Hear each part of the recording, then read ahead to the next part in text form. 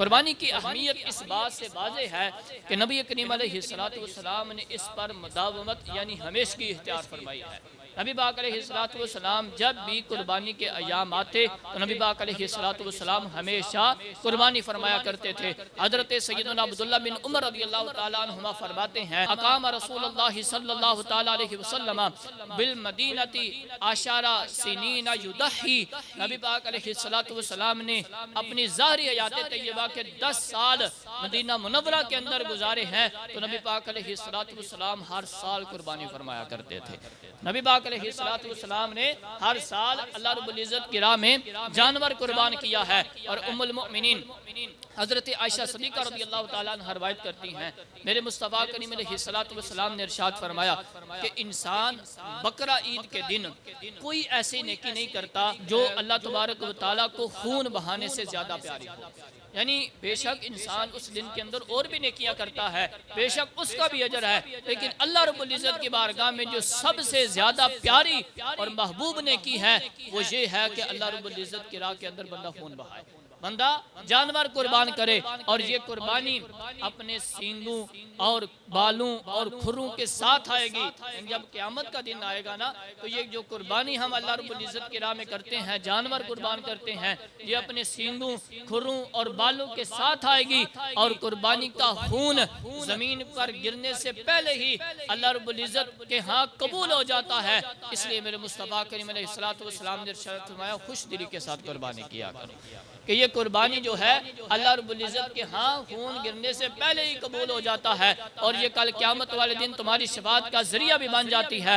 और अल्लामा शेख अब्दुल हक मुहद्दिस देलवी रहमतुल्लाहि ताला अलैह फरमाते हैं कि कुर्बानी जो बंदा कुर्बानी करता है, कल जब क़यामत का दिन होगा तो उसकी नेकियों वाला जो पलड़ा होगा, वो जो कुर्बानी उसने दुनिया के अंदर की होगी, वो कुर्बानी उसके नेकियों वाले पलड़े के अंदर रख दी जाएगी, जिसकी वजह से उसका नेकियों वाला पलड़ा भारी हो जाएगा, उसकी नेकियां और ज्यादा हो जाएंगी। और मुल्ला अली कारी रहमतुल्लाहि ताला अलैह फरमाते हैं, फिर वही कुर्बानी उसके लिए सवारी बनेगी जिसके जरिए ये शख्स पुल सरा से आसानी गुजर जाएगा।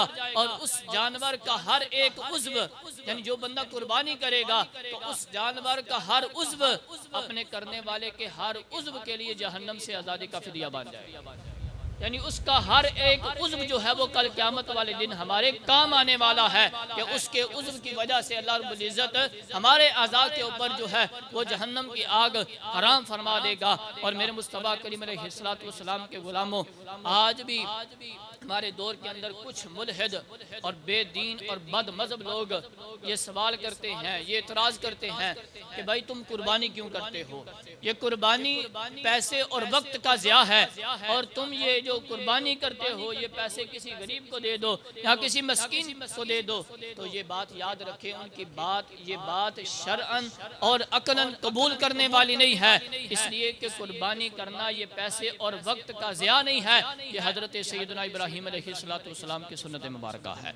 और अगर ये वक्त का ज़िया होता या माल का ज़िया होता तो मेरे मुस्तफ़ा करीम अलैहिस्सलातु वस्सलाम कभी भी इसकी इतनी ताकीद नहीं फरमाते। मेरे मुस्तफ़ा करीम अलैहिस्सलातु वस्सलाम ने इस पर हमेशगी इख्तियार फरमाई है। और हर साल नबी पाक अलैहिस्सलातु वस्सलाम जो है वो कुर्बानी किया करते थे। तो इससे ये साबित है कि कुर्बानी करना ये अल्लाह तबारक व तआला की रज़ा और खुशनुदी का ज़रिया है।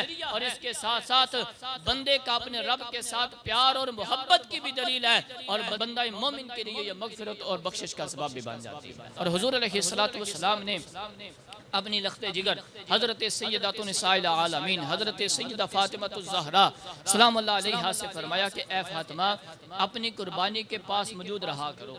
यानी जब तुम कुर्बानी करो तो अपनी कुर्बानी के पास मौजूद रहा करो, क्योंकि इसके खून का पहला कतरा ज़मीन पर गिरेगा, अल्लाह तबारक व तआला तुम्हारे सारे गुनाहों को माफ़ फरमा देगा। कुर्बानी के एक खून का कतरा ज़मीन पर गिरता है, बंदे के सारे गुनाह माफ़ कर दिए जाते हैं। और उम्मुल मोमिनीन हज़रत सैयदा आयशा सिद्दीक़ा रज़ियल्लाहु ताला अन्हा रवायत करती हैं कि रसूलुल्लाह अलैहिस्सलातु वस्सलाम ने एक सींगों वाला मेंढा लाने का हुक्म दिया जो स्याही में चलता हो, स्याही में बैठता हो और स्याही में देखता हो, यानी उसके पाँव, पेट और आंखें जो है वो स्याह हो। फिर एक ऐसा मेंढा नबी पाक अलैहिस्सलातु वस्सलाम की बारगाह में लाया गया और नबी पाक अलैहिस्सलातु वस्सलाम ने इरशाद फरमाया आयशा छुरी लेके आओ। आप फरमाती हैं मैं छुरी लेकर बारगाह मुस्तफ़ा अलैहिस्सलाम में हाजिर हुई। नबी पाक अलैहिस्सलाम ने इरशाद फरमाया इसको तेज करो।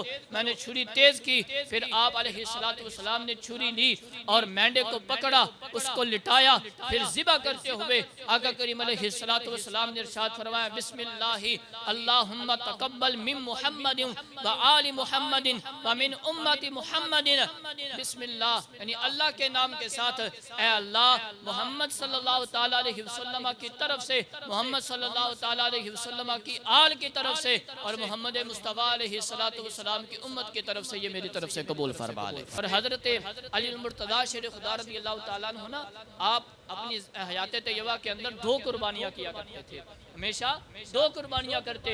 तो आपने से किसी ने पूछा कि आप इस तरह क्यों करते हैं, 2 कुर्बानियाँ क्यों करते हैं? तो हज़रत मौला कायनात ने फरमाया मुझे इसका हुजूर ने हुक्म दिया हुआ है कि इस पर हमेशा की इख्तियार करना, एक कुर्बानी मैं अपनी तरफ से करता हूँ और एक कुर्बानी जो है वह नबी पाक अलैहिस्सलाम की तरफ से करता हूँ।